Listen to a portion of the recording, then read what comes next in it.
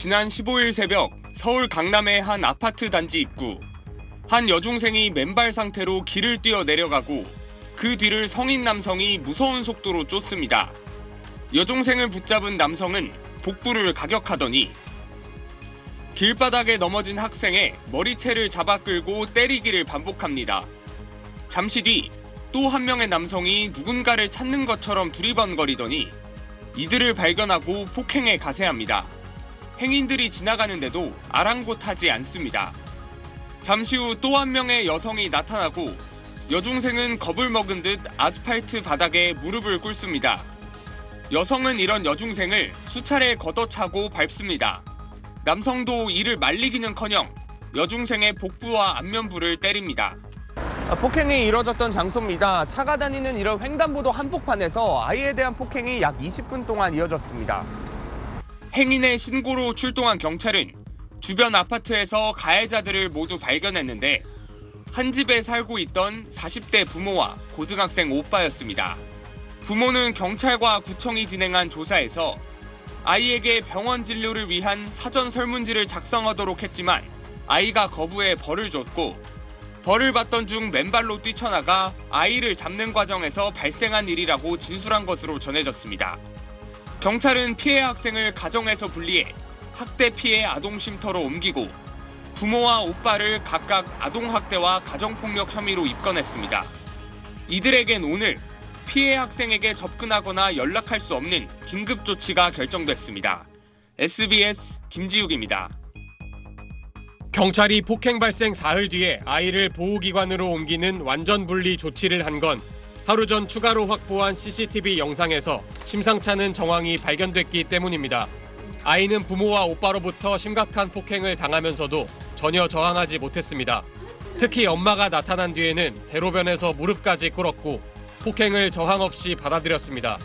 두개골이 지금 바닥에 계속 닿도록 뇌진탕을 입을 정도로 폭행을 하는 상황이기 때문에 저항하려는 태도는 전혀 보이지 않고 때리면 때리는 대로 맞고 끌려다니고 있는 상황이에요.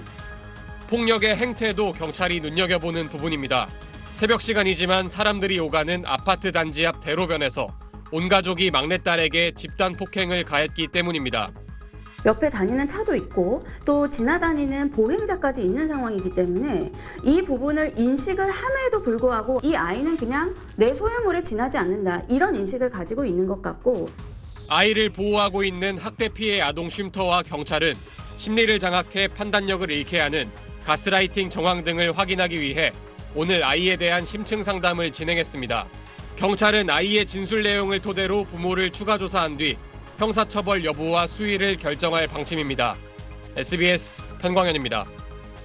지난 15일 새벽 서울 강남의 한 아파트 단지 입구. 맨발로 뛰쳐나가는 여중생을 한 남성이 빠른 속도로 쫓아가 넘어뜨리고는 거칠게 잡아 끌면서 폭행합니다. 가해자는 여중생의 아빠 A씨로 뒤늦게 도착한 오빠와 엄마도 여중생에게 폭력을 휘두릅니다. A씨의 폭행은 10분 넘도록 멈추지 않았습니다.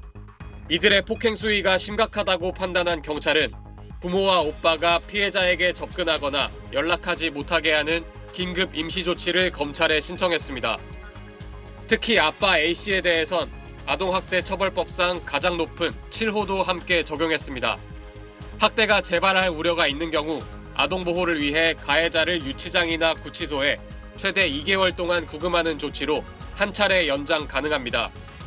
최근 5년 동안 임시조치 7호 신청은 36건에 불과하고 법원은 이 가운데 23건만 받아들였습니다. 7호 조치는 영장 없이 피해자를 유치장에 가두는 아주 드문 사례입니다. 그만큼 수사기관과 법원이 중한 사안이라고 판단한 것이라고 볼 수 있습니다. A씨는 어제 오후 서울 동부구치소에 구금된 걸로 전해졌고 보호시설에 입소한 피해 여중생은 심각한 외상은 없는 걸로 알려졌습니다. 경찰은 A씨 등 가족 구성원들이 과거에도 피해자를 학대했을 가능성을 염두에 두고 피해자의 진술 확보 등 수사를 이어가고 있습니다. SBS 편광현입니다.